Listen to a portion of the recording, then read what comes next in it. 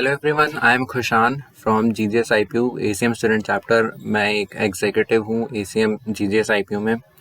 और यस, मैं आईसीपीसी में भी आईसीपीसी एसीएम का भी पार्ट हूँ। सो आज मैं आपका इंस्ट्रक्टर हूँगा for two topics called prefix sum and hash maps.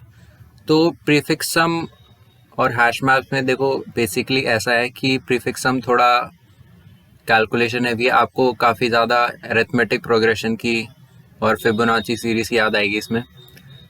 और हैश मैप्स थोड़ा थोड़ा ज़्यादा फन टॉपिक है, थोड़ा विजुअलाइजेशन बढ़िया होता है हैश मैप्स के अंदर, और थोड़ी मैथ भी है, तो मज़ेदार टॉपिक रहेगा हैश मैप्स भी। दोनों ही बहुत ज़्यादा यूज़फुल है कम्पिटिटिव प्रोग्रामिंग में, डीएसए प्रैक्टिस में, आपके इंटरव्यू क्वेश्चंस में, और साइबर सिक्योरिटी में भी इनका वैसे काफ़ी यूज़ होता है। तो आज ऐसा हमारा थोड़ा स्ट्रक्चर रहेगा कि पहले प्रीफिक्स सम, फिर हैश मैप्स, एंड देन दो example from LeetCode 75 sheet, then one advance topic जिसके जो आप अभी छोड़ सकते हो, बट आपको रिवाइज करते हो एक बार, उसको पढ़ना है ज़रूर। So let's start with prefix sum. So prefix sum is basically an approach to compute addition, और आप जैसा स्क्रीन पे देख सकते हो, इस it's prefix sum solve repeated range sum queries efficiently. जो यूजुअल हमारी अप्रोच होती है रेंज सम क्वेरीज के लिए, तो इट इज़ यूजुअली, ये हम एरेज की बात कर रहे हैं कि एरेज में अगर हमें रेंज सम क्वेरीज निकालनी है फ्रॉम एग्जांपल कि अब 0th इंडेक्स पे कोई नंबर है, उससे लेकर आपको nth एलिमेंट तक आपको वो निकालनी है एक रेंज सम क्वेरी। तो उसके लिए आपको यूजुअली जो आप मेथड जो आप यूज़ करोगे, वो जो बेस जो ब्रूट फोर्स मेथड होता है, जो एक नाइव अप्रोच होती है, उसमें आपको O of N complexity, time complexity लगेगी। तो मान लो कि अगर आपको आपके एरे में 1,00,000 एलिमेंट्स हैं, तो अब और आपको आपके पास ऐसे 5 एरेज हैं, तो पांचों एरेज में आप मान लो कि 10 की पावर 5 इंटू 5, तो मतलब 5,00,000 आपका लगभग कॉम्प्लेक्सिटी की रेंज आ जाएगी। तो it is very very inefficient, और it is not acceptable in competitive programming in industries.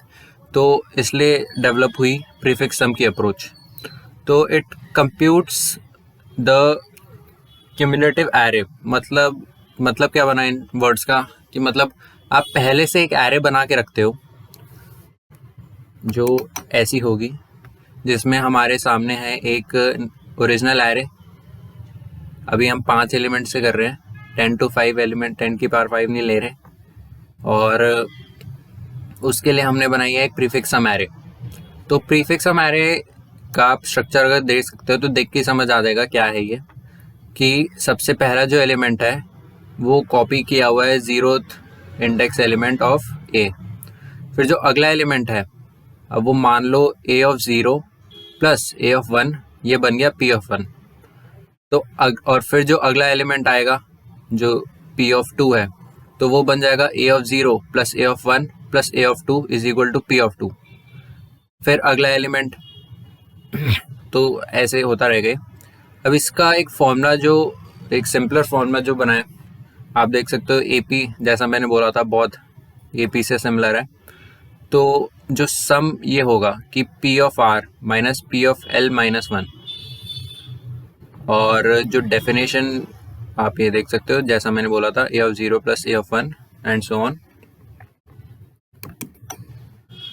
And एक विजुअल आपको ऐसा लेना हो तो इसको हम स्टोर करके रखते हैं, ये एक अलग एरे बनता है बिल्कुल प्रीफिक्स सम का।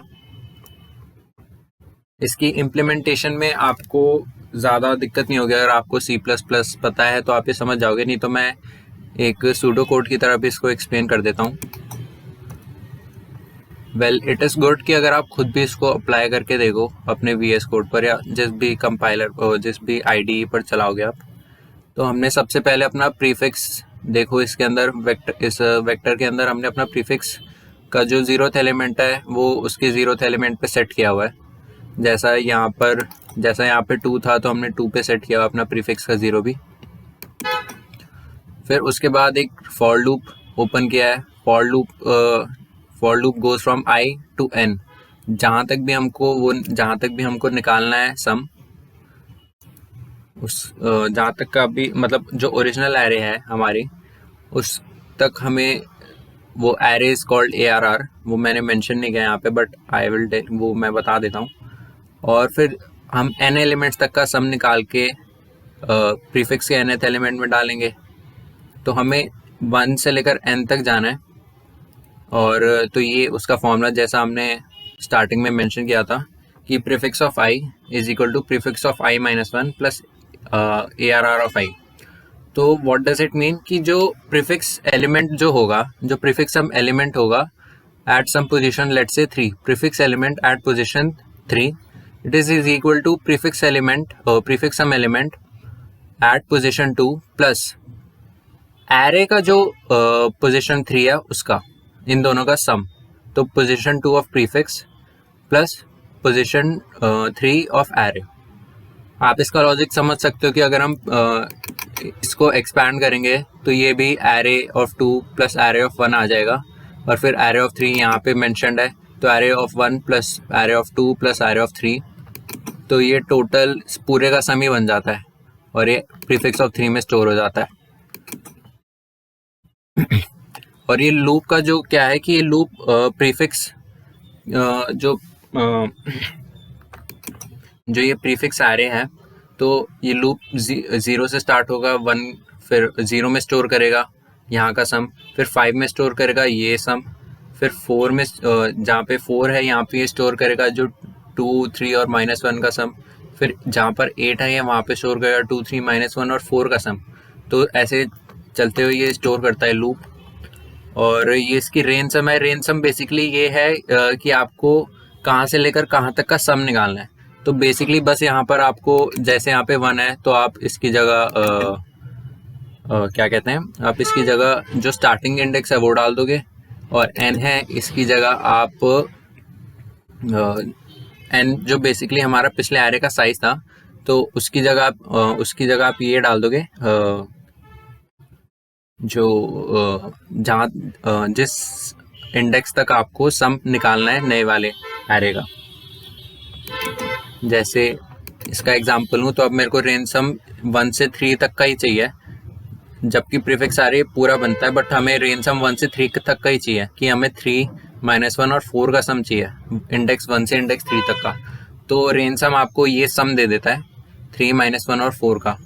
अब 3, -1 और 4 तो काफ़ी आसान है करना, बट आप इसको सोच सकते हो कि अगर आपको 10,000 एलिमेंट्स का एरे है, आपको एलिमेंट नंबर 100 से लेकर एलिमेंट नंबर 9000 तक करना है, तो आप खुद तो नहीं करोगे, आपको कोई एल्गोरिदम यूज़ करना है जो ऐसा होगा। इसका एल्गोरिदम मैंने अभी बताया ही आपको, एंड ज़रूर से ये इम्प्लीमेंट करके देखना अपने आईडी में। और इसके एग्जांपल्स हम एंड में लेंगे, आप नोट करते चलना, रिकॉर्डिंग पीछे करके पॉज करके। सो अब हम हैश मैप्स पर आते हैं। तो हैश मैप्स एक्चुअली बहुत इंपॉर्टेंट डीएसए का बहुत इंपॉर्टेंट पार्ट है। सो इनकी नीड है ही क्यों? पहले आपने एरेस पढ़ा होगा, एरेस से सिमिलर एरेस का भी यूज़ होता है इसके अंदर, इस डेटा स्ट्रक्चर को बनाने के लिए और इसको यूज़ करने के लिए। बट अगर एरेज हैं हमारे पास पहले से, तो इसका क्या काम है, इस डेटा स्ट्रक्चर का क्या काम है? तो बेसिकली इसका ये काम है कि ये आपको कांस्टेंट टाइम में सर्च, इंसर्ट, डिलीट और कई ऑपरेशंस परफॉर्म करने में हेल्प करता है, जो एरेज में आपको यूजुअली n या n² टाइम में लगता हो।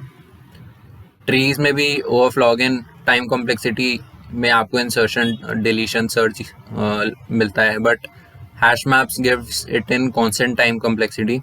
सो ऑब्वियसली ये बहुत बहुत ज़्यादा यूजफुल टूल है आपके सीपी में, डीएसए में, इंडस्ट्री में। प्रीफिक्स सम का तो हैश फंक्शंस और प्रीफिक्स सम दोनों का काफ़ी साथ में काम भी होता है, बट अभी हम हैश मैप पर चलते हैं। सो हैश मैप एक एरे की तरह ही है, एक वेक्टर की तरह ही है। अगर आपको पता है वेक्टर क्या होता है, आपने C++ पढ़ी हुई है, तो you know what is a vector. Vector एक एरे की तरह ही होता है, आप मान सकते हो, बस उसमें रियल टाइम एडिट होता रहता है। अगर आप बट एरे में रियल टाइम एडिट नहीं होता, लेंथ चेंज नहीं होती है, वेक्टर में हो जाती है। So hash map is just an array of pairs of key value. तो अगर आपके एग्जांपल 100 एलिमेंट्स का एरे है, 100 उसमें ब्लॉक्स हैं, तो हर ब्लॉक के अंदर एक पेयर स्टोर होता है, की और वैल्यू का पेयर। ये आप नॉर्मल एरे में नहीं कर सकते, बट आप हैश मैप के मेथड के थ्रू आप ये इम्प्लीमेंट कर सकते हो। और बट इसमें कुछ डिफरेंसेस भी होते हैं एक नॉर्मल एरे से। जैसे इसके अंदर इंडेक्स 0, 1, 2 हम चाहें तो यूज़ कर सकते हैं, चाहे तो नहीं यूज़ कर सकते। यूजुअली नहीं यूज़ करते क्योंकि हमारा अगर एरे नहीं यूज़ कर रहे हैं हम, तो ऑब्वियसली इंडेक्स भी नया ही रिक्वायर्ड है। प्रॉब्लम ऐसी होगी ऑब्वियसली। तो इंडेक्स को हम कैसे सेट करते हैं?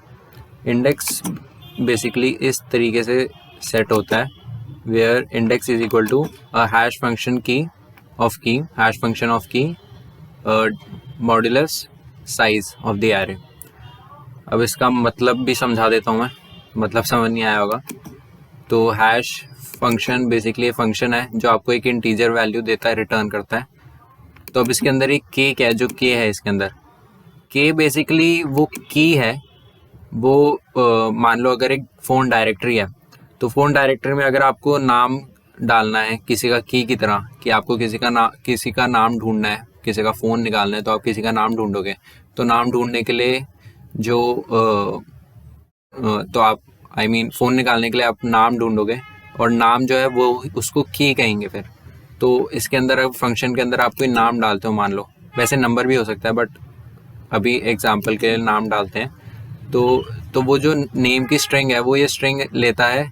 एक हैश फंक्शन एक इनबिल्ट फंक्शन होगा आपके कंपाइलर में, तो वो अपना ऑपरेशन रन करता है, फंक्शन रन करता है और एक वैल्यू देता है।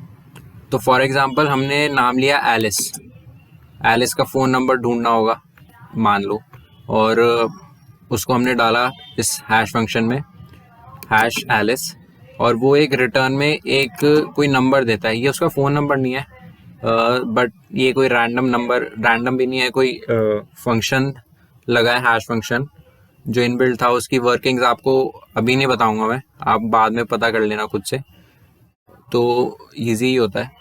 तो एक नंबर रिटर्न करता है, उसके बाद आपको उसको 100 से डिवाइड करना, आपको 100 मॉड्यूलो चाहिए होगा उसका। 100 क्यों? क्योंकि जो 100 स्लॉट्स हैं उसके बेसिस पर ये 100 नंबर सेलेक्ट किया। अगर इसमें मान लो 7 स्लॉट्स ही होते बस, तो हम 7 से मॉड्यूलर करते इसका। मॉड्यूलर करने के बाद 37 रिजल्ट आता है। तो जो इंडेक्स 37 फिक्स हो गया है एलिस का, तो हम 37th इंडेक्स पर डेटा ये स्टोर कर देते हैं, एलिस और जो फ़ोन नंबर है 1 2 3 4 5। तो हैश फंक्शन में बेसिकली 2 एलिमेंट से बनता है एक hash function, hash map 2 element से बनता है।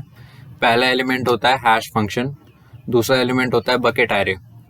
तो बकेट एरे तो जो बेसिकली जो पूरा एरे है जिसके अंदर सब स्टोर हो रहा है, जो की वैल्यू पेयर जिसमें स्टोर हो रहे हैं, वो होगा बकेट एरे। अभी बकेट क्यों लगा दिया, मतलब एरे नाम भी रख सकते थे। बकेट बेसिकली इसलिए लगा दिया कि बकेट की तरह होता है, उसके अंदर कई चीज़ें स्टोर की जा सकती हैं। जैसे 2 एलिमेंट पहले से स्टोर हो रहे हैं, एक की वैल्यू, तो ऐसे और भी एलिमेंट स्टोर कर सकते हैं, तो हम इसका नाम बकेट रख देते हैं। है ये एक एरे ही, एक वेक्टर ही। और जो हैश फंक्शन होता है वो बेसिकली ये बताता है कि जो आपका की वैल्यू पेयर है वो किस ब्लॉक में, किस पोजीशन पर, किस इंडेक्स पर जाएगा इस बकेट एरे के अंदर। तो बेसिकली ये 2 चीज़ें चाहिए होती हैं हमें एक हैश मैप बनाने के लिए, bucket array and hash function. But क्या हो अगर 2 वर्ड्स हैं जिनका मान लो एक वर्ड है CAT और एक वर्ड है TAC। तो अब इन दोनों का हैश फंक्शन जो है वो सेम आ जाता है। जैसे फॉर एग्जांपल CAT का कुछ हैश फंक्शन आ गया 120 और हैश फंक्शन से रिजल्ट आ गया 120, और TAC का भी सेम आ गया, जो आ भी सकता है कई केसेस में रियल में भी। तो इस सिचुएशन को हम कहते हैं कोलिजन। कोलिजन को हटाने के लिए हमारे पास दो स्ट्रैटेजीज रहती हैं ताकि TAC और CAT दोनों स्टोर हो सकें हमारे हैश मैप के अंदर, दोनों की वैल्यू स्टोर हो सकें, दोनों की वैल्यू स्टोर हो सकें। तो पहला मेथड होता है चेनिंग का। चेनिंग अभी हम ज़्यादा डिटेल में नहीं जाएंगे, वी कैन विजुअलाइज इट। तो चेनिंग थोड़ा ऐसा होता है क्योंकि इसके अंदर एक link list data structure use होता है। आपको पता नहीं होगा, अगर आपको नहीं पता तो उसको ज़्यादा एक्सप्लेन करा भी नहीं जा सकता इतने कम टाइम में। तो ये हमारा जो बकेट एरे है, बकेट एरे का जो मान लो फर्स्ट एलिमेंट पे ये दोनों आ गए, कैट और डॉग की वैल्यूज़ की, और वैल्यू 1 वैल्यू 2 दोनों की। तो इसमें बेसिकली ऐसा होता है कि फर्स्ट एलिमेंट के अंदर हम एक लिस्ट लगा देते हैं, फर्स्ट एरे के साथ एक लिस्ट एसोसिएट कर देते हैं कि देखो इन दोनों का 1 आ रहा था, तो इन दोनों को 1 पे लगा दिया हमने, और इनकी वैल्यूज़ भी साथ में अटैच्ड हैं। और जो हमारा दूसरा मेथड होता है कोलिजन हटाने का, ओपन एड्रेसिंग। और ओपन एड्रेसिंग के अंदर हम लिस्ट नहीं लगाते, उसके अंदर हम नया स्लॉट ढूंढते हैं हमारे दूसरे की के लिए, दूसरे की वैल्यू पेयर के लिए। तो आप इसको थोड़ा ऐसे इमेजिन कर लो, जैसे कि मान लो 0 से 9 तक इंडेक्सेस हैं और हमने हैश कैट फंक्शन लगाया, 10 से उसको मॉड्यूलो किया तो हमारे पास 3 आ गया। तो मतलब थर्ड इंडेक्स पर हमें ये कैट वैल्यू, कैट का की और कैट के की के साथ जो वैल्यू होगी वो स्टोर करनी है। बट 3 हमने देखा कि टेकन है, कि पहले से भरा हुआ है, तो हम देखेंगे कि चलो 3 से अगला 4 पे जाते हैं। तो 4 देखा, 4 भी टेकन है, तो अब फिर से वही कि हम 5 पे जाएंगे। 5 देखा कि वो एम्प्टी है, तो हमने वहाँ स्टोर कर दिया की को। तो ये जो हमारा एक बहुत बेसिक सा आइडिया होगा कि इसके ऊपर ही बिल्ड होता है ओपन एड्रेसिंग इस आइडिया पे। अब ऐसे करने के और भी तरीके होते हैं, जिसके एक तरीका है हमारा लीनियर प्रोबिंग, जो बहुत कॉमन यूज़ होता है। अगर लीनियर प्रोबिंग फेल हो जाए तो हम यूज़ करते हैं क्वाड्रेटिक प्रोबिंग। तो दोनों में बेसिक फ़र्क ये ही है कि लीनियर प्रोबिंग के अंदर हम जो मान लो 1 स्टेप से आगे बढ़ते हैं, 2 स्टेप से आगे बढ़ते हैं।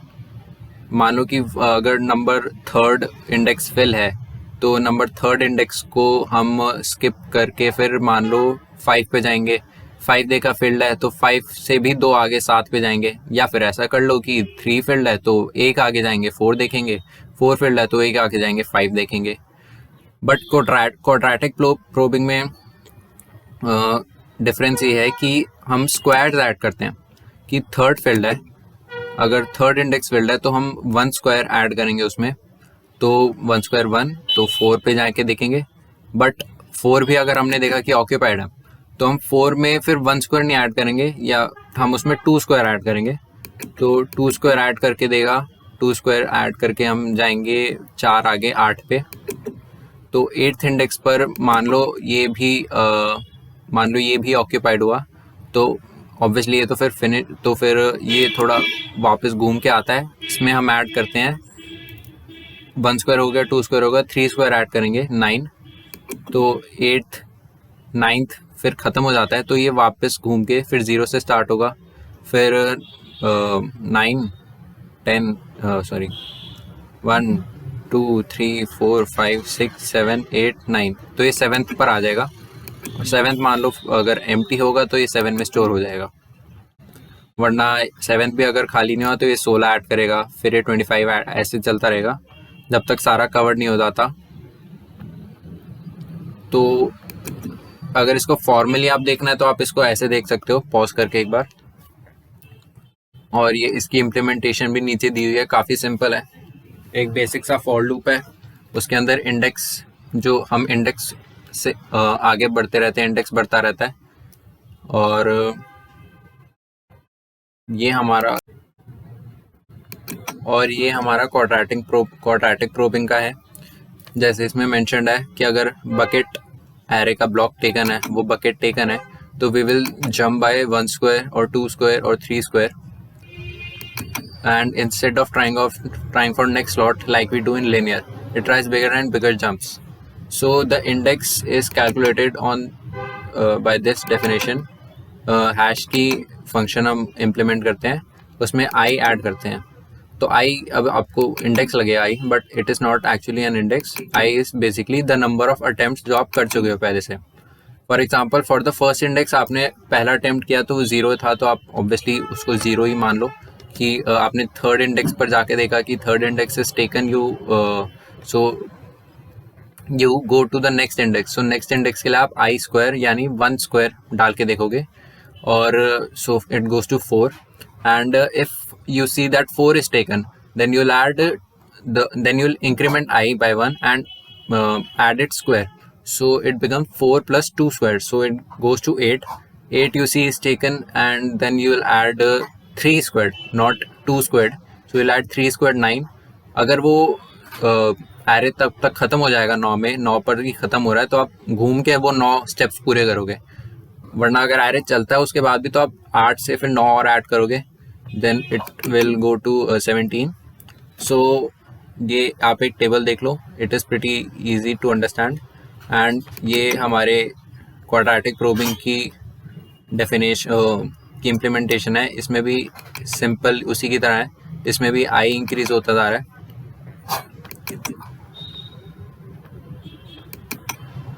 चेनिंग को हम ऐसे विजुअलाइज करते हैं जैसे डिस्कस हुई था। सो ये कुछ बेसिक ऑपरेशंस हैं हमारे हैश मैप के ऊपर, और हैश मैप को एक्चुअली हमें C++ जो करते हैं, सी में नहीं होता, बट आई डोंट रिमेंबर सी में होता है कि नहीं, मैंने की नहीं बहुत टाइम से। C++ में एक्चुअली आपको ज़रूरत नहीं होती हैश मैप पूरा खुद से बनाने की। अनऑर्डर्ड मैप नाम का जो आपका डेटा स्ट्रक्चर होता है वो एक हैश मैप ही है, तो it can be use as a hash map. So उसको इम्प्लीमेंट करने का ये तरीका है, पहले आप वो लाइब्रेरी इंपोर्ट करते हो with this with hash include unordered map. So standard unordered map, फिर आपको डिफाइन कर दिया अनऑर्डर्ड मैप को कि क्या है इस अनऑर्डर्ड मैप में। आप सो आपने ये मैप MP डिफाइन किया है।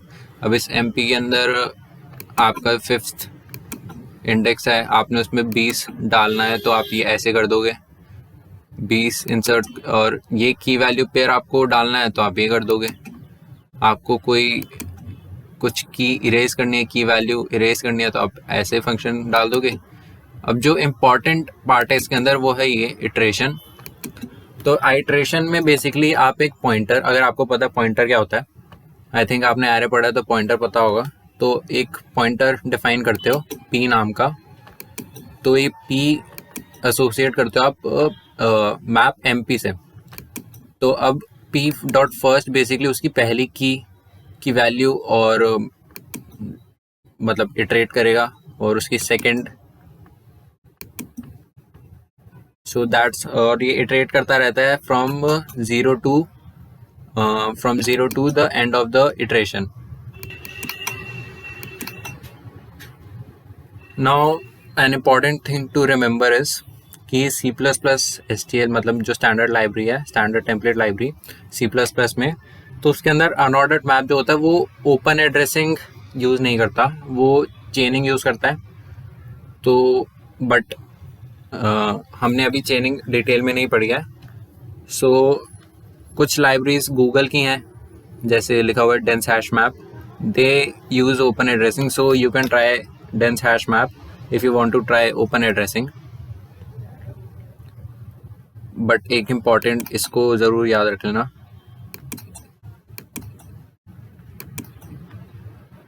और थोड़े से ऑपरेशन हैं इसमें। फॉर एग्ज़ाम्पल अगर कुछ एक्सेस करना है कोई आपको हैश मैप में, आपको बस चेक करना है एक मतलब एग्जिस्टेंस के लिए हम यूजुअली एग्जिस्टेंस येस या नो के आंसर में होती है, 0-1 बाइनरी आंसर में होती है, तो वी यूज इफ कंडीशनल, क्योंकि हमेशा 0 या 1 आंसर देता ही है। तो अगर रिजल्ट ये कोई रिजल्ट देता है तो मतलब द की एग्जिस्ट, अगर ये कोई रिजल्ट नहीं देता तो मतलब इट डज नॉट एग्जिस्ट। और एक और इम्पॉर्टेंट पॉइंट यहाँ पर हम फिर से इटरेशन का आ गया एक, मतलब इसमें हम आइट्रेशन भी करते हैं और फाइंड भी करते हैं। और इसमें क्या डिफरेंट है पिछले वाली इटरेशन से, तो इसमें आप देख सकते हो कि इसमें IT नाम का एक हमने आइट्रेटर यूज़ किया है, बट ये पॉइंटर नहीं है, ये एक्चुअली पॉइंटर से थोड़ा कॉम्प्लेक्स है।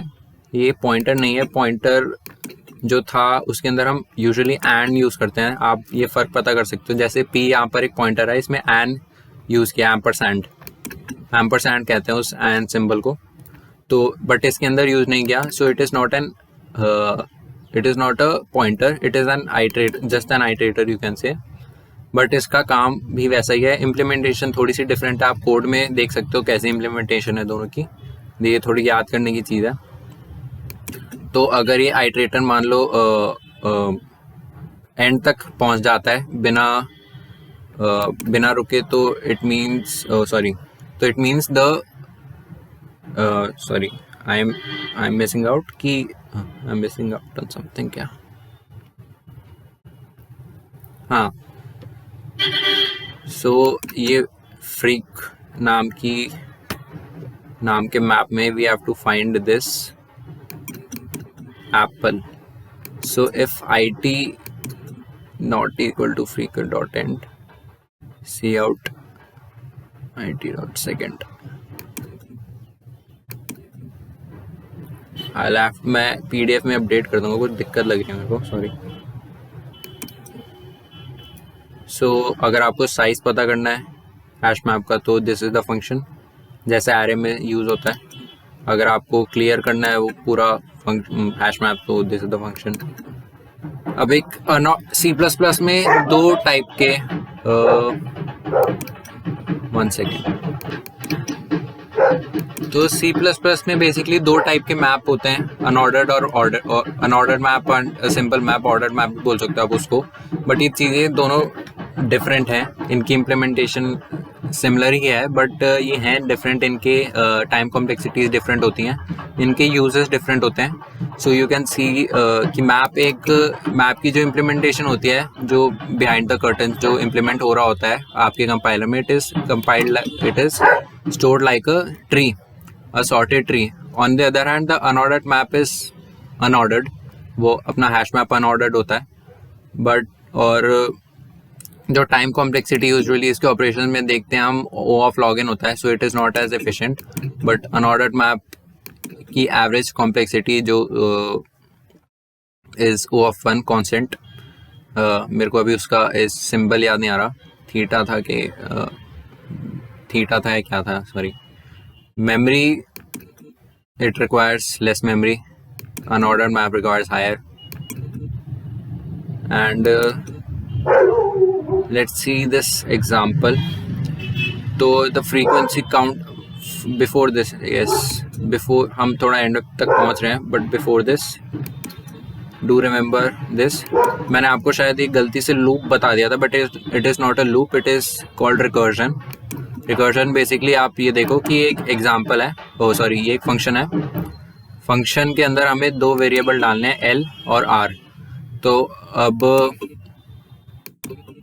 ये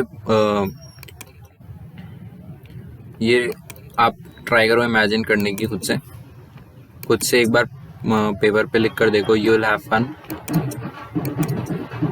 सो this is our example, frequency count example. You can pause it to attempt to understand it yourself. Yeah, so I've added some hint, some solution, कुछ इनसाइट डाले आपको समझाने के लिए। तो बेसिकली ये फ्रीक्वेंसी काउंट एग्जांपल आपको ये बता रहा है कि कौन की एक जो एरे हमने लिया हुआ है, एक वेक्टर एरे जो लिया हुआ है, इसमें कितने बार कौन सा नंबर आ रहा है, कितनी फ्रीक्वेंसी है हर नंबर के आने की। तो इसमें इसके लिए हमने एक मैप हैश मैप बनाया हुआ है फ्रीक्वेंसी फ्रीक नाम का। तो ये वर्क ऐसे कर रहा है कि अगर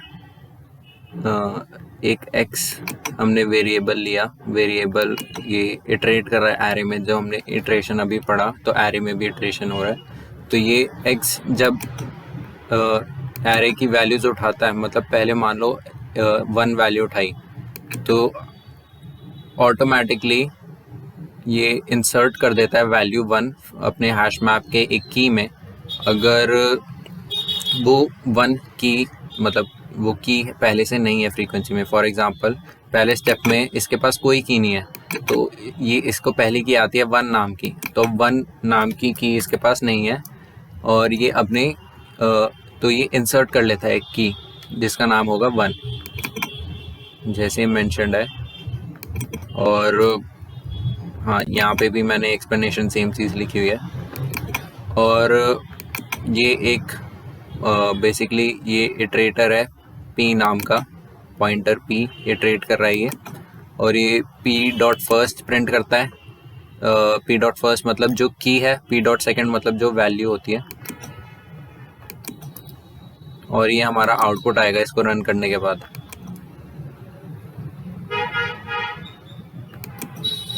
एंड ये हमारे एग्जांपल्स हैं, आप इनको ट्राई करके देखो। मैं let me paste the solution. So I hope you all tried it, paused it and tried the question. So let me मतलब पहले एक्सप्लेन करते हैं क्वेश्चन का मतलब क्या है। क्वेश्चन बेसिकली ये कह रहा है कि आपके पास कोई एरे है, अब आपको ये देखना है कि मान लो 10 एलिमेंट का एरे है, अब उस 10 एलिमेंट में कितने ऐसे पेयर्स हैं जिनका सम एक टारगेट बन रहा है। एक टारगेट मान लो एग्जांपल हमने ये ले लिया है, आप इस पे ट्राई करना। ये एक स्केलेटल है, आप एरे और एरे और टारगेट खुद डिसाइड कर लेना। फॉर एग्जांपल आप इस पे रन करके देखना खुद से घर पे। तो बेसिकली ये कह रहा है कि इसके अंदर कितने ऐसे पेयर्स हैं जिनका सम 9 बनता है। अब इसको सॉल्व करने के लिए बेसिकली हम एक मैप डिफाइन करते हैं MP। तो एक फॉर लूप ओपन करते हैं। फॉर लूप 0 से स्टार्ट होता है, इंडेक्स 0 से, और साइज तक चलता है जो एरे का साइज है। तो बेसिकली इसके बाद हम एक वेरिएबल डिफाइन करते हैं नीड जो डिफाइंड होता है टारगेट माइनस ith पोजीशन। तो ये बेसिकली ये है टू चेक कि हमारा जो मान लो यहाँ पे a आई है अभी 7, a ऑफ 1 है, i अभी 1 पे है, तो 7 पे होगा ये। और तो हमने नीड देखा, नीड है हमारी 9, टारगेट है हमारा 9 and target minus 7, a of 1 7 which gives the need is equal to 2। तो अभी देखेगा कि क्या हमारे पास पहले से स्टोर्ड है 2 हमारे MP के अंदर। तो यस, हमारे पास 2 स्टोर्ड होगा। अब 2 स्टोर्ड होगा तो ये इटरेशन यहीं ख़त्म हो जाएगी लूप पे, फिर ये लूप में दोबारा जाएगा, दोबारा से लूप स्टार्ट होगा अगले i से 2 वैल्यू की 2i होगा। और लेट्स से अगर ये था 3, इस पे 11 पे आ गया अब ये, तो ये basically need is equal to target minus 11 होगा यहाँ पे फिर, और टारगेट जो होगा हमारा एज इट इज 9 रहेगा एंड द नीड बिकम्स -2।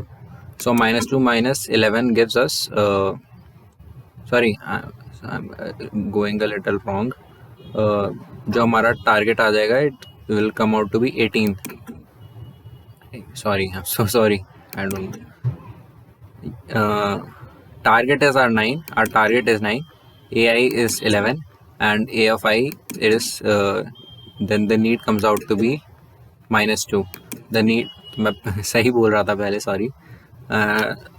तो हमारी जो नीड वेरिएबल होगा it will be set to -2 and it will check in the map कि हमारे पास क्या -2 स्टोर्ड है पहले से। अगर -2 स्टोर्ड है तो हम पेयर बना देंगे 11 का और -2 का। But as you can see हमारे पास हमने यही वैल्यूज उठा के मैप में डालनी है और इनमें ही -2 नहीं है, मैप में भी कोई -2 आना नहीं है और ना आया है, तो ये इफ स्टेटमेंट तो फॉल्स हो गई, तो ये एग्जीक्यूट नहीं होगी return statement. It will go directly to this statement where ये स्टोर कर लेगा कि क्या पता बाद में -2 आ जाए और -2 को हमें चेक करके पता चले कि 11 होना चाहिए हमारे मैप के अंदर, तो ये 11 स्टोर कर लेगा मैप के अंदर। सो दिस इज, तो ये चलता रहेगा till the end of the array, जब सारे ट्राइवर्स हो चुके होंगे। अब ये क्वेश्चन है कि देखो ये एरे के थ्रू भी हो सकता है, बट उसके अंदर आपको लूप्स कितने लगाने पड़ जाते, उसकी कॉम्प्लेक्सिटी काफ़ी ज़्यादा हो जाती जबकि इसमें सिर्फ एक लूप यूज़ हो रहा है हमारा। And with this will go on to our next question. I think मैंने क्वेश्चन मेंशन किया, 1 second. So I'll add some insights while you guys pause and try this question. So I hope you try to understand it yourself. But दे कुछ inside या explanation आप उसका word flow देख सकते हो। अभी मैंने जीपीटी से निकाल के दिया है, अच्छा लिखा है। सो आप साइड में you can see this source code, you can see this explanation. The video is getting too long, so हम थोड़ा क्विक करेंगे। तो subarray uses prefix, sum and hash map. तो हम दोनों कॉन्सेप्ट जैसे मैंने स्टार्टिंग में मेंशन किया दोनों यूज़ हो रहे हैं।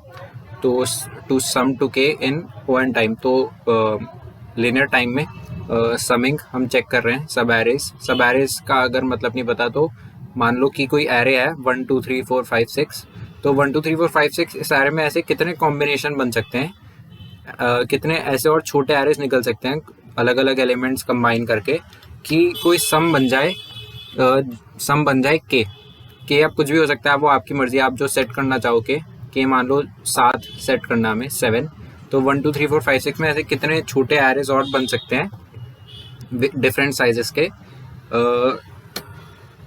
चाहे एक एलिमेंट हो उसमें, चाहे 6 के 6 फिर से यूज हो रहे हो, तो जिनका सम 7 बने। तो दिस इज द क्वेश्चन।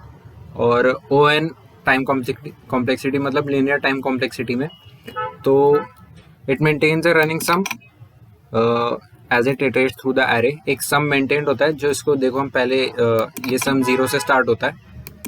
आपने सी में वैसे कई, अगर सी पढ़ी है किसी ने तो कई क्वेश्चंस किए होंगे ऐसे जिसमें first we'll have to set sum to 0। तो और जैसे हर आइट्रेशन में हम न्यू ब्लॉक ऐड करते हैं तो सम बढ़ता है। मान लो सम प्लस ए आई ऐड किया हुआ है हमने, ए ऑफ आई, तो सम ऑफ ए ऑफ आई में सम इज इक्वल टू 0, तो 0 plus A of i sum plus 1, फिर मान लो वो 1 बन गया सम, फिर अगले इटरेशन में सम अपडेट हो चुका है पहले से 1 का, तो वो अगले इटरेशन में it will be used as 1 plus A of 2। तो 2 मान लो 2 था, उसकी वैल्यू भी 2 थी, तो 1 प्लस 2 हो जाएगा। ऐसे 3 पे फिर ऐड होगा, it will go to 4। So you can see the prefix sum concept that we are using here. And हर एलिमेंट के लिए ये चेक करेगा